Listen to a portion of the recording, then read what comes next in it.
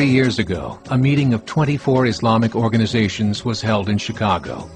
The transcripts of that meeting showed in detail their plans to evangelize America through journalism, politics, education, and more. They said, we must prepare ourselves for the reality that in 30 years, there will be 50 million Muslims living in America. The world that we live in is not the world in which our children and grandchildren will live. The Catholic Church recently reported that Islam has just surpassed their membership numbers. Some studies show that Islam's current rate of growth, in 5 to 7 years, it will be the dominant religion of the world. Savage. So the first question I raise is, why have European Americans stopped reproducing? Why have Europeans stopped reproducing? Who socially and psychologically destroyed, in essence, shall I put it that way, the Caucasian race? I'm asking a legitimate question that needs to be asked. There are things that could still be done to stop this.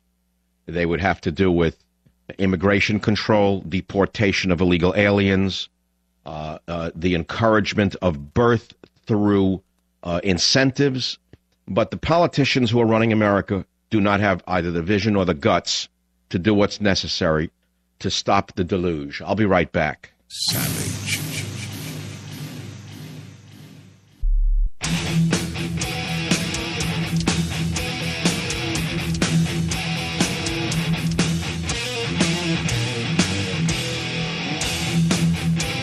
As you know, the stock and trade of the savage nation is defining in many ways that liberalism is in fact a mental disorder, a very serious mental disorder, because it's the only explanation for their suicidal, antisocial behavior. And what gets me the most about it is the self-righteousness, the self-congratulatory nature of the liberalism, especially the type found in the big cities. It's funny, there's an article I put up just to emphasize this about an old cartoonist named Jules Pfeiffer, a left-winger, a commie type. And my headline is, Old Commie Cartoonist Clucks Over Obama, Remember Pfeiffer. And what's interesting about it is how they describe this old commie cartoonist as a New Yorker, the inveterate New Yorker. Walter Shapiro wrote it, and it says, listen to this. For more than a half-century, Jules Pfeiffer has defined a distinctive New York sensibility. Bemused, honest, romantic, self-deprecating, left-liberal, non-doctrinaire, and bitingly funny. Rubbish. Absolute rubbish. That is not the self-description of a liberal in New York on the Upper West Side. That is not it at all. That's their own image of who they are, but that's not who they are at all. Honest? You're going to say a liberal is honest? You're going to say they're self-deprecating? I don't believe it. You're going to say they're non-doctrinaire? Are you kidding me? And bitingly funny, believe me, does not define them.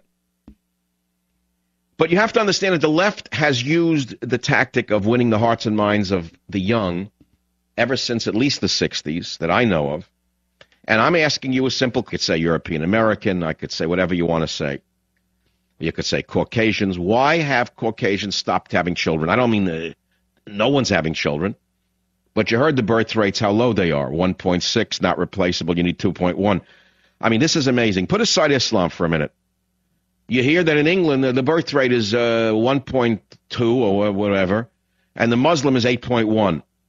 And a goodly percentage of the Muslims are sitting on the dole on welfare. Now, what kind of country that's sane does this? No, it's an insane left that has taken over the entire West and plunged it into the abyss. I don't blame the Muslim radicals for taking advantage of it. I blame the weak liberals for permitting this. Now, who did it to America? I can give you four names. Because I have the names in my head. Who destroyed the soul, mind, and hearts of America? Allen Ginsberg, Timothy Leary, William Kunstler, and Bella Abzug. Allen Ginsberg took the soul of America and perverted it and destroyed it. Tim Leary took the mind of American youth and put it on LSD. William Kunstler took the law and perverted it and twisted it and mutilated it so it's no longer the law. And Bella Abzug, one of the early feminists, destroyed the hearts of the young women of America, turning out one monstrous anti-male woman after another.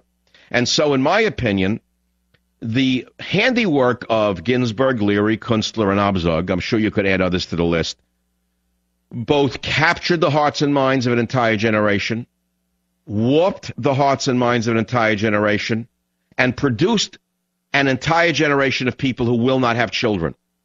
As a result, the civilization is over. That's all. Any other questions? Because if you can take this question, no, let's put another. All you liberals who take offense at what I just said, how do you explain the fact that the West is declining in terms of birth rate? How do you explain the fact that England, France, Germany, Spain, Greece is in decline in terms of birth? These are once nations that produced children. The father stayed home with the family, for better or for worse. They through thick and through thin, the family stuck together. What has happened to the family in America is that it's been under direct assault by the illiberal, illegitimate left for at least 35 years. And as a result, many, many people are saying, who the heck needs marriage? If I could just go get, a girl and have sex with her in a bar or wherever, what do I need to get married for? So you can blame the girls, but you can say, where did they suddenly get the loose morals to just go with anyone they think and say, I'm just like a man and I want sexual liberation? And the heck with morality. There is no morality. If it's good enough for my brother, it's good enough for my sister. And so as a result, now the girls don't even want to get married. Why is that? Bella Abzug, Allen Ginsberg, Timothy Leary, and William Kunstler. Any other questions? That's my supposition. 1-800-449-8255, michaelsavage.com. These are good questions. Why are white people not having children is the question. Huh? Chicago, David, you're up on the Savage Nation. Go ahead, please. Hi, Dr. Savage. I'm a 24-year-old, and I can tell you exactly why people my age aren't having children. It's because I didn't go to college until a year or two ago, and I've been working, and if I have a child, it's $10,000, $20,000 worth of cost right there, right now. And if I get on some government programs, I can get as many children as I want, and they pay for me. But David, hold on. Do you think it was any different for your father? Or your grandfather, or I'll give you my case. I had children. I couldn't afford them, but I had them anyway. So instead of buying another car or a newer car, instead of going on vacations, whatever, I worked an extra job, but I had children, David. The thing is that you don't want to sacrifice for the children. That's another story. The other day on TV, I saw the government or an organization advertising free cell phones paid by the government. Free cell phones, as long as you're not hearing me. The government be damned.